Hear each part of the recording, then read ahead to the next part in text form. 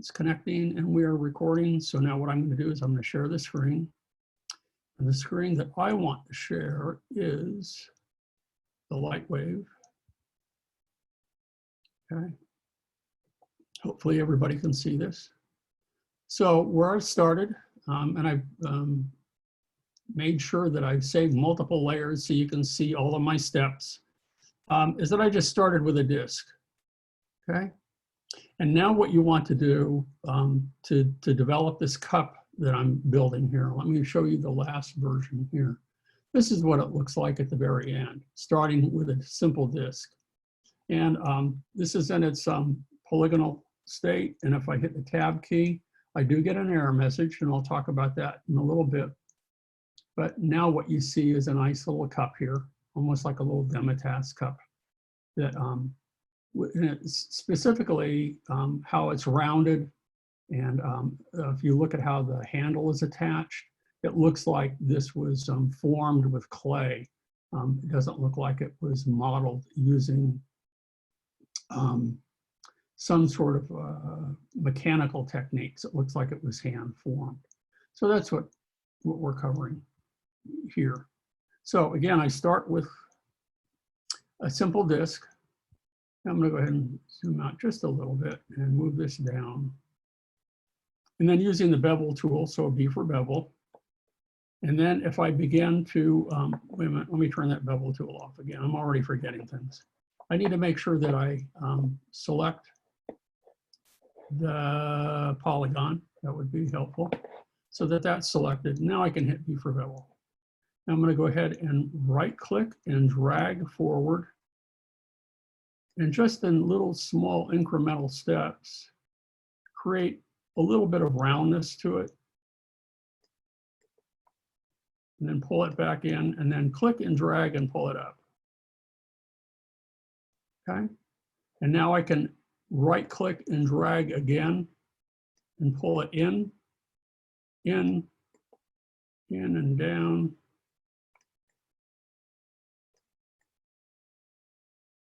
One more time, and then down. I'm dragging it down as I have the right mouse button clicked, and I pull it so that now I have the interior of the cup. Okay, I'm going to turn off bevel and deselect.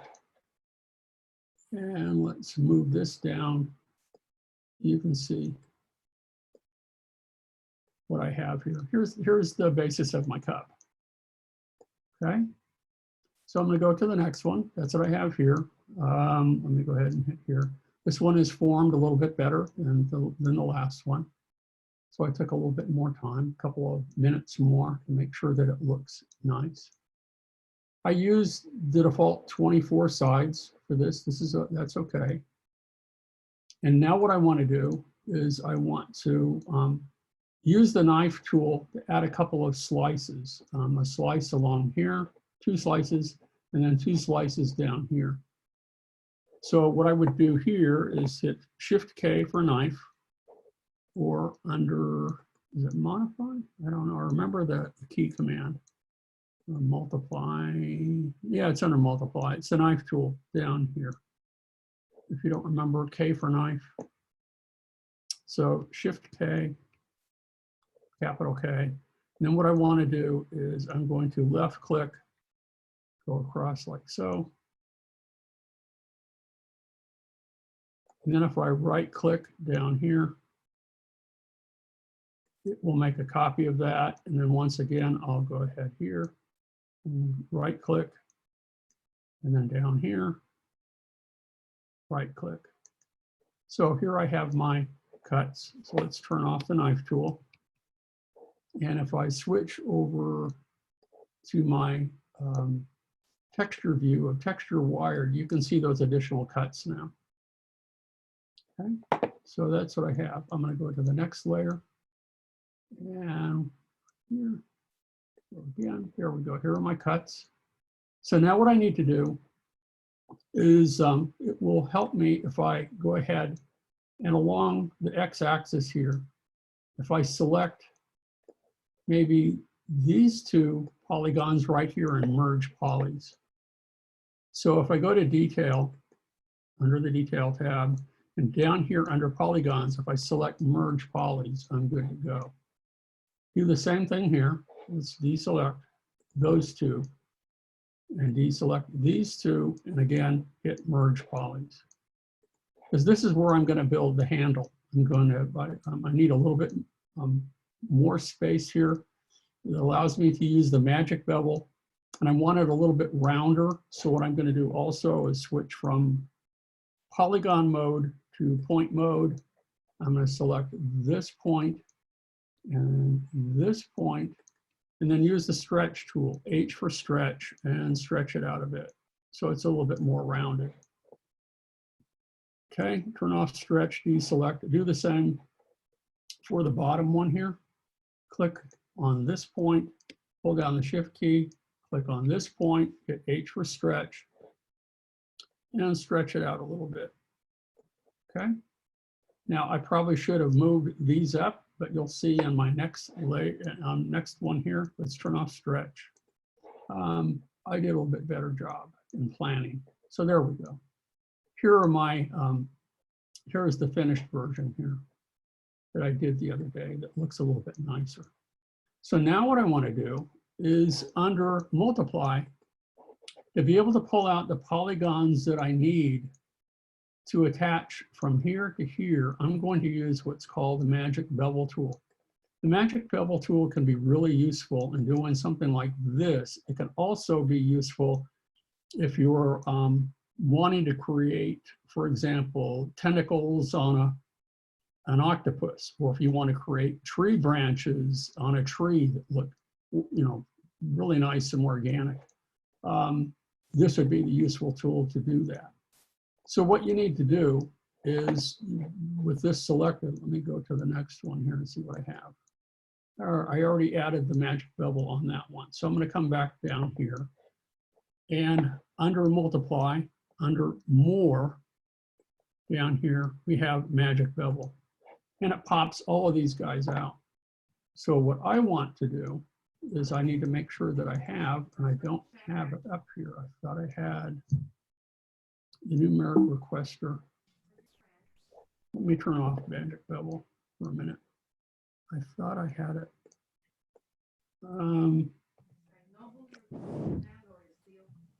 There we go. Can you guys see the numeric requester or not?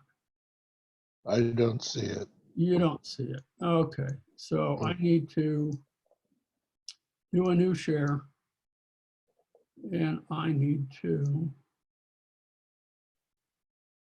let's select this desktop here. How about now? Yes, I see it now. Okay, we're good. Sadly, fewer people logged in today. That's too bad. That is too bad. Yeah, well, you know, it takes me a little bit of time to get the bugs worked out of here. But I think, you know, slow but sure, I'll get things working just fine. Today should go really well, I think. So again, let me go ahead and under multiply, I'll go ahead and I'll select more, magic bevel, that pops out. And now what I can do from here, I want to make sure, by default, it scales at 90%. I don't want it to scale. And precision is 10. You can play with that. It's not important. But as soon as I click here and pull this out and go down, it creates way too many knots for me. And it looks really horrible. But what we can do is we can go back, and instead of extrude, we can go ahead and we can proceed to delete knots. I don't need quite so many. So that's what I'm going to do. I only need a handful of these. I'm just going to kind of randomly remove a bunch of these. That ought to do it for the time being. If I need to delete more, that's fine. But what I want to do now is edit the path. Now I can move this or move each of these around till I get a nice, whoop, I didn't want to do that. Let's move this over in front of this. Let's move this down a little bit. Let's move this out a little bit. Now, I don't even need all of those. So I'm going to go back to delete knots, and I'm going to delete a couple more. Actually, that should be just fine. Let's go back to edit path. Let's move these in place, just to get it a little bit more even. So we get this situated okay.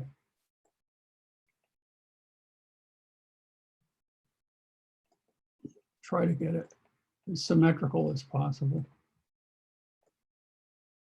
Okay. And when I'm happy with it, go ahead, and I think this looks okay for the time being here. I can move this a little bit closer.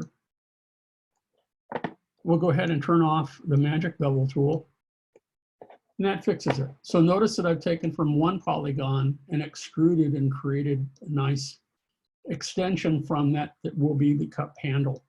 But what I need to do next is I need to attach, using the weld tool, these polygons here, these six points rather, to this polygon here.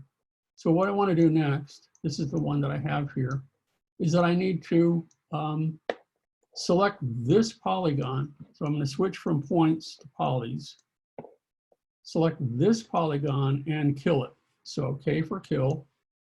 And now I can proceed to attach one point at a time, just as we've done before when we were attaching the foot to the leg of the reboot character. That's why I chose to do it that way. This is a useful way of building organically. But remember, you have to have point for point. If you have any extra points or fewer points, they have to match perfectly in order for this to work. So again, under detail, I can select weld in a minute, but I need to switch back to point mode. And I'm going to select this point and then hold down the shift key and select this point. And then I can go ahead and weld. And I just go around the horn like I did before with a foot. And I'll select this one. Whoops, come on. Select. And then hold down the shift key and select this point. And we'll go ahead and we will weld. So one at a time. And when I'm done with this, if you need to move points around, you can do that. Manipulate the handle to make it a little bit more symmetrical if it's not working for you. Nope, wrong one. Let's go back again. Let's deselect. And make sure that the handle was selected. It's easy to select points that are behind the handle, not the handle itself. And that's probably what I did. There we go. If you don't see that occur, if you don't see it attach, then you know that you've selected the wrong points. Select that one, hold down the shift key, select that one, and then we'll go ahead and we'll weld. There we go. This one. Hold down shift key, select this one. Weld. Now we got one more.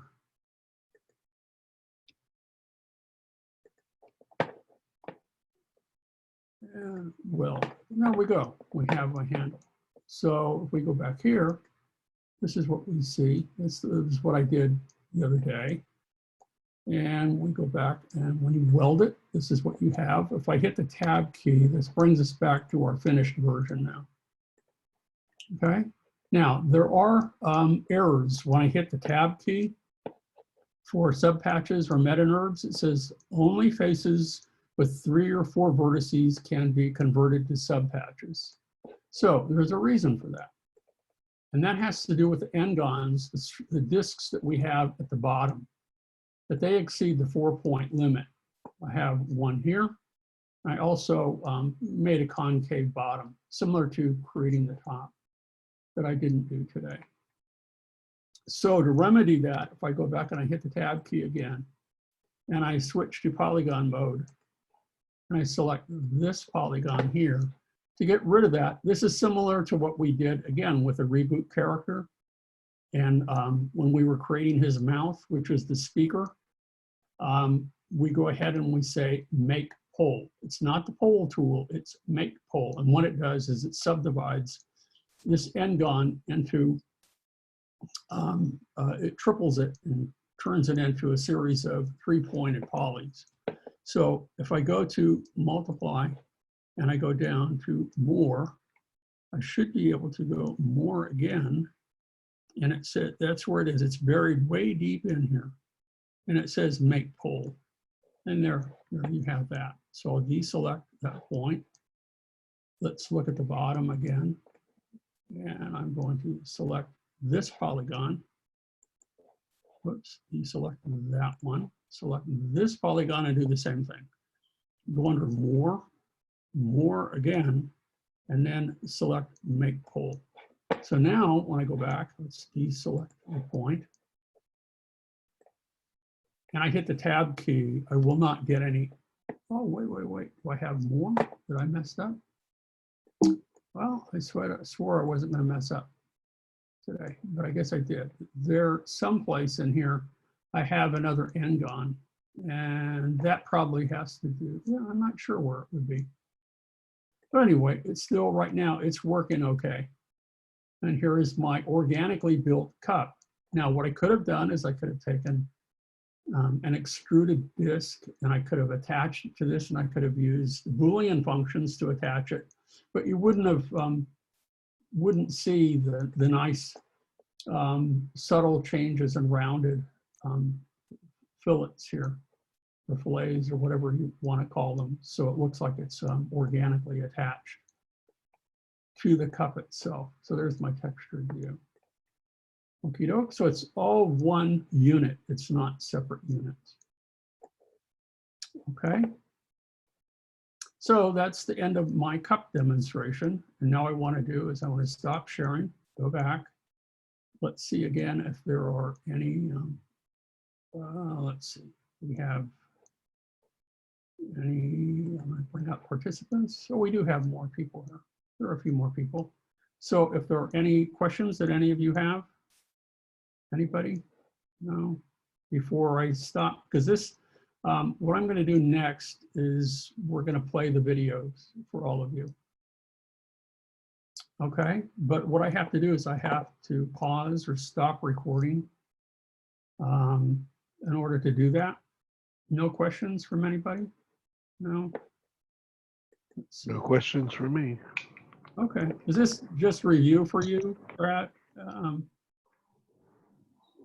Okay, Dan, is this for you? Okay.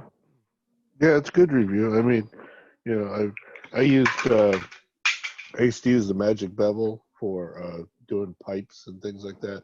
Uh-huh. When I was modeling a ship or something sci-fi, and I needed like some kind of pipe or maybe some electrical conduit running across the wall. That would instead of path extrude, you use the magic bevel. Yeah, well, I mean, I used both. It just depends. Yeah. You know, it's good to have those tools. Sure. And the point of this is just starting. I mean, I wanted to emphasize the point that to build the cup, I started with a simple two-dimensional disc, and that was it. And Right. when we now watch the next series of videos, it's simply taking a box now, not a two-dimensional plane, or a two-dimensional, plane, but starting with box modeling, a very simple box, and building the geometry off of that into something quite elegant when we're done, or when he's done, not when I'm done. So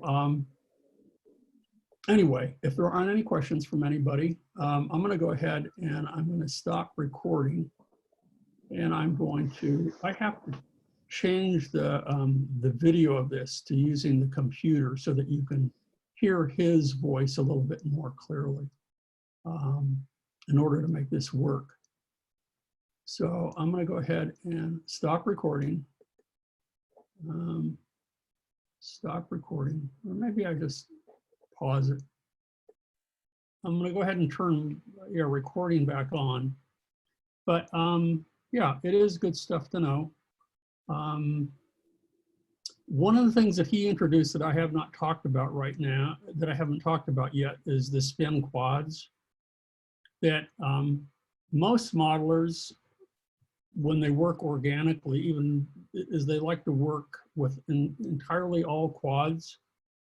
And that's what he's done so far. So that's 4 pointed polygons, if you're not aware of what he's doing. But the alignment of those polygons is kind of critical, and that's where pinches can occur and little distortions in your face. So what you can do is where you see those inelegant connections is select the 2 polygons and then hit spin quads until you get a more elegant or more appropriate alignment. And that's what he does periodically. Anyway, that's that.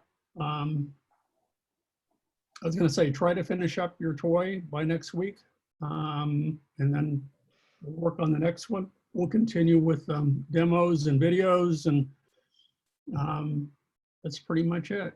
Do you have any questions today? We'll call it quits for today. I have no questions. No? Anybody else? Anybody having trouble getting a hold of the software? I hope not. I went to New Tech myself, and you can download the free version of it. So it's not free, it's a trial version for 30 days. So and it's supposed to be unlimited. There are no restrictions on it. So that should be good for you, all of you. At least take you to the end of the semester. And then if you want to purchase it at a discounted rate later on, you can. I think Lightwave is a good tool. I know it's not the most popular one right now, but it's a very powerful tool and very affordable. So when you compare it to the others that are that you have to purchase that are not the freebies. So okay, what is the name of the site? Oh, for the 3-day version, Sarah Razzo wants to know. Go to newtek.com, Newtek. On my website, on both the handouts page and the This Week in page over to the left, there should be a link to Newtek's website. And then you have to go under products, look at their products, and then you'll find, I think it's in the lower right-hand corner when a pop-up menu comes out, it will be in the lower right-hand corner, and it will be Lightwave. That's what you'll want. They have a whole bunch of products they produce. Okay. Any other questions? And I'll let you guys log off, and be good to go for today. No, I'm good. I don't have any questions. Okay. Well, I hope this has been helpful for you. And Very, very helpful. yeah. No. It's these videos are really useful if you go to Amazon.com and look at what's his name again? It's shoot. Todd Grimes. So Todd Grimes head video, and I think it is still available for purchase. And they may have the other ones as well, but I don't think Newtek, not Newtek. I don't think desktop images is around anymore, which is unfortunate. But they put together some really concise videos or DVDs on a variety of subjects that I purchased years ago. I mean, when he was doing his demonstration, I think it was on version 6, and it still holds up today in version 2019. So yeah, a lot of those tools are still in the newer versions. They're all basic. That's the point I wanted to make by starting from a simple cup. Another demo that I used to do is building a fork, things like that. They're very simple elements, but using organic, modeling techniques to build them. And he's doing something quite complex, which is the head. Lots of compound curves, but again, he starts with a simple box and builds on that. It's knowing where to add the geometry and how to adjust proportions. That's the tough part. Those two things, knowing where to add the geometry It's not how to add it. You know, more often than not, if you have multiple polygons selected, you're going to use smooth shift. If you only have one polygon selected, you're going to use the bevel tool. Again, everything that we've learned in the first few weeks is, you know, using pretty much the same tools. Okay. Okie doke. So if that's it, you guys can log out, and I will see everybody at 10 o'clock on Monday, unless you have any other questions. No, I'm good. Okay, cool. I'm glad it worked out better today. Gradually getting the hang of this. So, Awesome. okay. All right. Well, see you later. Okay. Thank you, Dan. Bye-bye. Yep. Bye, everybody.